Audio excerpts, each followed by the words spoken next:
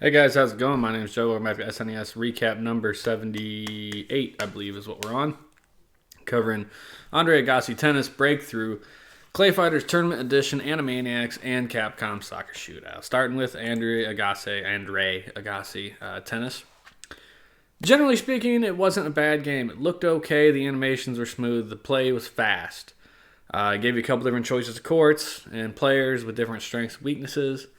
The problem I felt with this game was that it required you to be too exact with the tennis racket and the hitbox. So, I mean, if you weren't right on it, it was going to miss, and it missed a lot. I could see it being okay as a two-player game probably, because then at least you're both equally sucking, but it just didn't catch me, you know? I mean, I've played tennis games that I enjoyed, but this just something about the control of this one didn't settle right with me. So it's an okay game, but not a thumbs up game for me. Definitely not one I would seek out to find. Next up is Breakthru. This was endorsed, not made by, this Alexei Pantinov or whoever it was that invented Tetris. So whoever made this game made a puzzly game. I don't have an answer for that. And Google's over there trying to talk to me. Anyway, so they got the Tetris guy to be like, this is a great puzzle game, and it's interesting. So you get these different blocks that you have to bring down, and it's a little bit more like Bejeweled, in so much as like you're trying to cascade colors into each other, and then they explode. The visuals were okay. The sound wasn't bad. The gameplay was fine, and it did exactly what it said it was going to do. It's like, here's a puzzle game. It's fun. It's good for, killing time.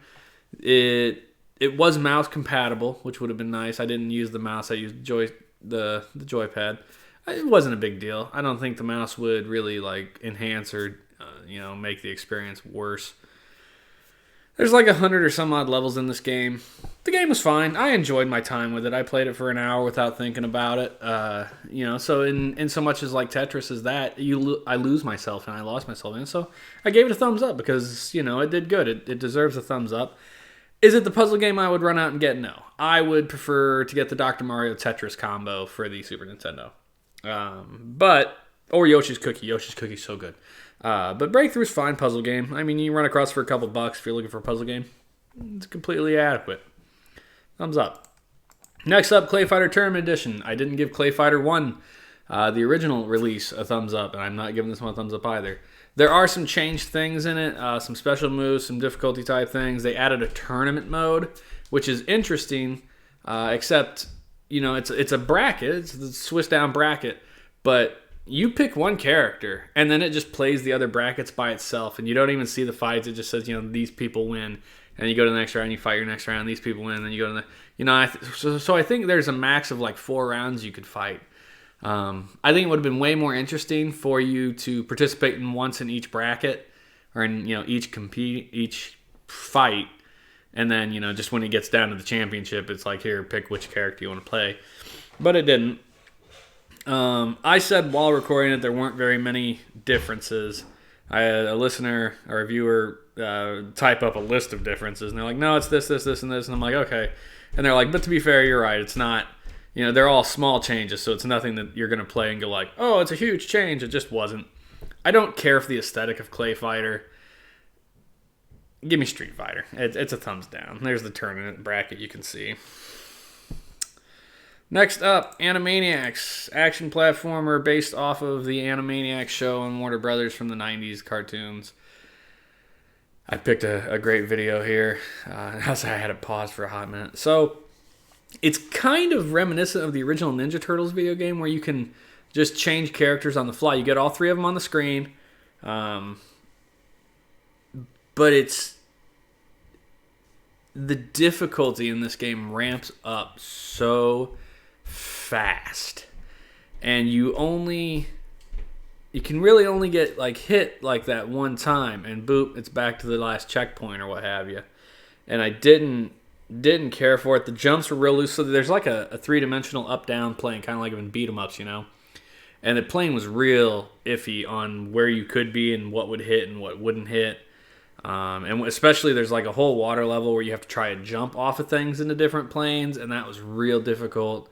Like the first level or two was like, oh, these are hard, but they're okay. And then it just ramped up, and you're like, I can't get anywhere in this. And it's just super frustrating. I didn't care for the gameplay, really. The music was fine. The animation was great. Everything looked good. But it was way, way, way too hard. And no offense, I'm not going to spend the time to get good at a game anymore. We've got, 50 years of video games, and they're still bringing out hundreds and thousands more every year. I got a backlog. No one wants to get good at a game anymore. Make the game playable. And I get this was the 90s, so that was kind of the way they justified replayability. It was like, difficult, but it's awful. Last up is Capcom Soccer Shootout. A couple things I like about this game. The graphics are good. The music's okay. Because I think it did have music in the background, I believe, if I remember correctly. And then it had, like, everybody sounded like they had the vuvuzelas. There's just kind of this constant whoa noise in the background. The gameplay was okay. The passing and shooting weren't bad. The thing I didn't care for in this game was the AI. So I took, it gives you all these teams from different countries, and it gives them a stats, like an attack power and a block and a guard and all this. And I took the best team against the worst team. And admittedly, obviously, I've not played the game before, and I could probably stand to have given it some practice. But it slaughtered me like 7-1. And it just beat me every game I played. Now, it has a couple different modes. There's like a soccer shootout mode. There's like a training mode, which has a bunch of different training exercises. And there's an indoor soccer, which is played with a walled arena, so there's no out of bounds. You get smaller teams. It's a shorter field, so it's a much faster game. And I really enjoyed that. I still lost, but I enjoyed it. So I wouldn't seek this game out, but I did give it a thumbs up. I did enjoy how it played and everything else about it except for the AI. And I gave it a thumbs up on the basis that if it had been me and Joey playing it, if you have a second player, it's probably going to be a lot of fun. Like, it moves so fast and smooth and was easy to control that I think with two people, you'd have a good time. But the AI, just playing single player, just was awful. It ruined it in a big bad way for me. So 3 thumbs down, 2 thumbs up this time. Breakthru and Capcom Soccer. I mean, what are you going to do? But we're really hitting that run up to the 400th game here. So I got 10 games left until we hit number 400. And yeah, I'm looking forward to that because it's ever so close. But that's it for Recap 78. Thank you guys all very much for sticking with me.